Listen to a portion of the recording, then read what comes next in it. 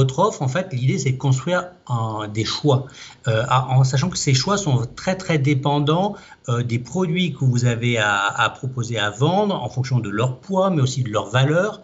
Donc, quelque part, je vais vous donner un exemple type, mais après, ça s'adapte vraiment à chaque métier et aux problématiques de chacun. Souvent, ce qui est intéressant, c'est d'avoir construire une offre où vous avez des alternatives. Ça veut dire une offre gratuite ou peu chère, mais qui va prendre un peu plus de temps.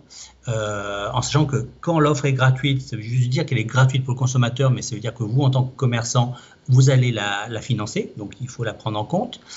Autre option, c'est d'avoir une offre rapide. Le consommateur, dans de nombreux cas, est prêt à payer plus cher s'il est livré beaucoup plus rapidement. C'est ce qu'on appelle une offre express, donc qui en général aura J+1, J+2 après la prise de commande.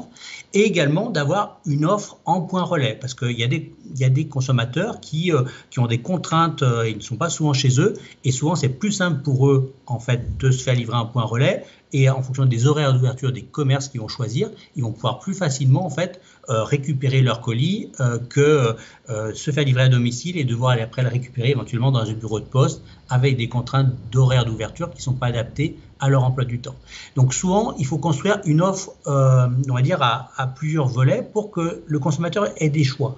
Et évidemment, si vous êtes sur des livraisons nationales ou internationales, les options ne sont pas forcément les mêmes. Et en fonction du type de produit, si vous avez des produits très peu chers, très peu lourds, vous pouvez envoyer en lettres suivies qui ne coûtent pas cher. D'un autre côté, si la valeur des marchandises que vous expédiez est élevée, vous voulez évidemment un tracking colis, vous voulez éventuellement une option d'assurance ou une garantie de livraison. Et donc là, du coup, l'option que vous devez mettre en œuvre en priorité peut être différente.